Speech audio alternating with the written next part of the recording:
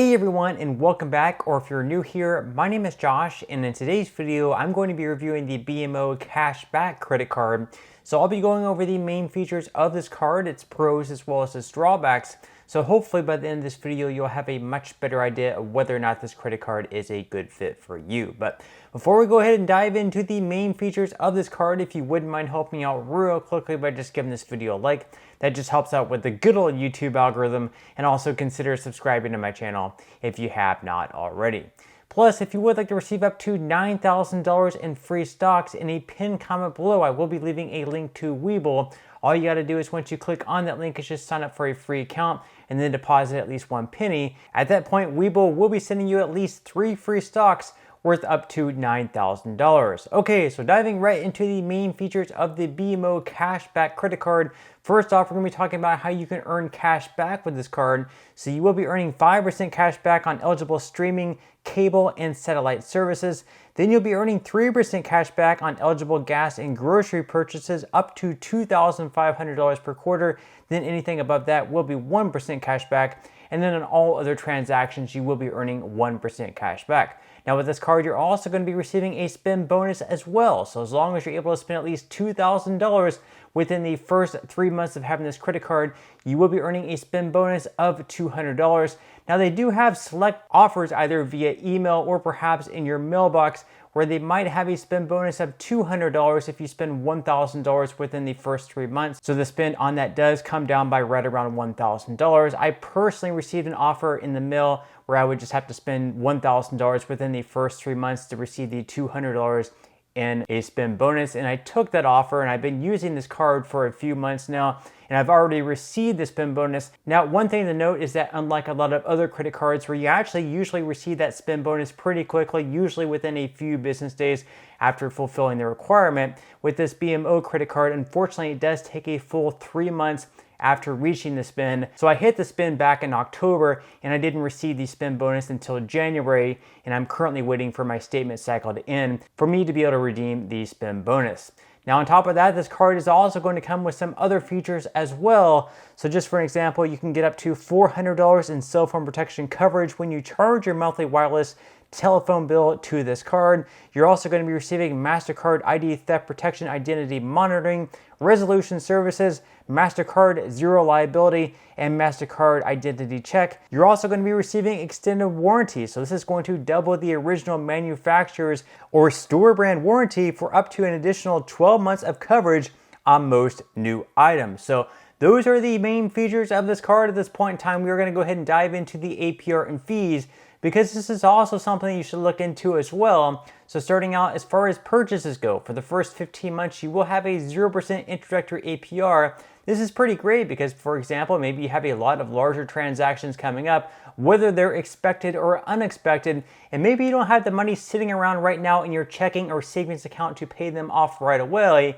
Well, with this card, you can slowly pay them off over the first 15 months because you will have a 0% APR, so you will not be paying any interest on them for the first 15 months. But definitely after those first 15 months are up, you'll definitely want to make sure they're paid off, because at that point, your APR is going to be jumping up. At that point, it's going to be jumping up to anywhere between 18.24 to 26.24% based on your credit worthiness. So make sure that whatever transactions you put on this card within the first 15 months, if they're not paid off by then, make sure that they are paid off in full. That way, once again, you don't have to pay any interest.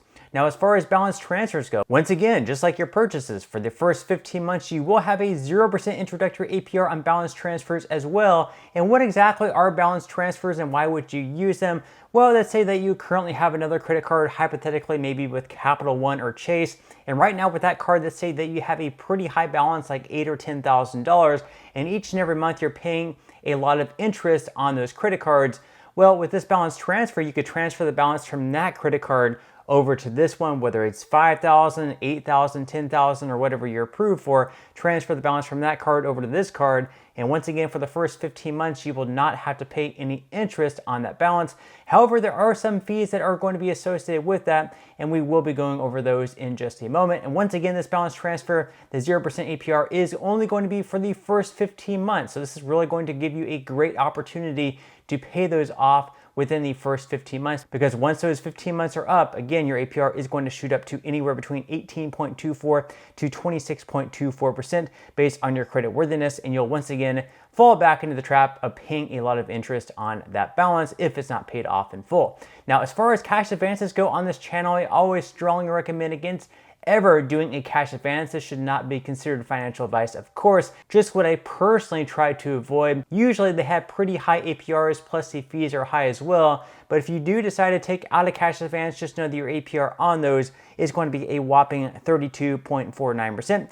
Plus, there's going to be some fees associated with the cash advance as well. So the fees on the cash advance is either going to be $10 or 5% of the amount of each cash advance, whichever figure happens to be greater. Then as far as balance transfers go, like I mentioned just a moment ago, even though you are going to have a 0% introductory APR on those for the first 15 months, there are going to be some fees with that. So the fees are either going to be $10 or 4% of the amount of each balance transfer, whichever happens to be greater. Then as far as foreign transactions go, the foreign transaction fee with this card is going to be 3%. So if you do happen to travel outside the country, this is a card you'll probably want to leave at home or perhaps not use as much, because if you do, once again, there is going to be a 3% foreign transaction fee. Instead, I might recommend having a credit card by Capital One or perhaps another travel credit card, because Capital One credit cards typically do not have foreign transaction fees, and most of the other travel credit cards out there also do not have foreign transaction fees. Now, thankfully with this credit card, you do not have to pay an annual fee, so you don't have to sit around every single year and figure out whether or not paying $95 or whatever the annual fee would be is worth it with the benefits you're taking back in, because again, with this credit card, there are no annual fees. So those are the main features of this credit card, as well as the APR and fees. At this point, I'm gonna go ahead and move into what I would consider to be the biggest pros and cons of this credit card. So we are going to start out with the good things. The first good thing is the fact that you can earn that $200 spend bonus as long as you're able to spend at least $2,000 within the first 3 months of having this credit card. Now, once again, every once in a while, they will have some sort of targeted offer via your email or maybe sending to your physical mailbox where you might only have to spend $1,000 within the first 3 months to earn that same $200 spend bonus. That makes it a little bit easier, but if you do not receive that targeted offer, once again, you will have to spend $2,000 within the first 3 months. And I would expect to wait probably 3 months before that spend bonus is deposited into your account. So you will have to be waiting a little bit longer with this credit card. Secondly, you're also going to be earning the 5% cash back on streaming services, then the 3% cash back on grocery and gas. So all in all, that is pretty solid.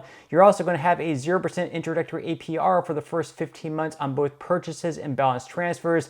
So if you're in a situation where you might need to have a period of time where you're not paying any interest, this credit card could definitely be a good one for you. And then finally, there's no annual fee with this credit card, so that's something I think would be suitable for most people. Not having to pay a fee just for a credit card, I think that's going to work out for most people. Now, as far as the drawbacks go, the first thing I would say is the fact that all other transactions other than streaming, grocery, and gas, you're only going to be earning 1% cash back, which really isn't all that good. In that case, I would probably get a credit card that you're going to be earning 2% cash back in, such as the Wells Fargo Active Cash credit card or the Citi Double Cash credit card, where across the board you're going to be earning 2% cash back on all transactions, and you can use that on all transactions that are not fitting in this one, where you're going to be earning the 5 and 3% cash back. And then finally, if you do happen to travel abroad, this is a credit card that you are going to be charged an additional 3% on each transaction, because you do have that 3% foreign transaction fee. That is the other drawback that I would say, at least in my opinion. But all in all, whether or not I would recommend this credit card, I would say all in all, it is a pretty solid card to have. You are going to be earning the $200 spend bonus, and then you can earn 5 and 3% cash back in 3 different categories. I would, once again, of course, though, get a credit card where you can earn 2% cash back on all other transactions, not in the streaming, grocery, or gas category, just so you're not earning just 1% back on all other transactions, which happens to be pretty low. But all in all, I would say it is a pretty solid credit card to have. But that's all we have for today's review. I certainly hope that you enjoyed and found value out of it. If you did, again, I would greatly appreciate if you could give this video a like, consider subscribing to my channel if you have not already, and I will see you in the next video.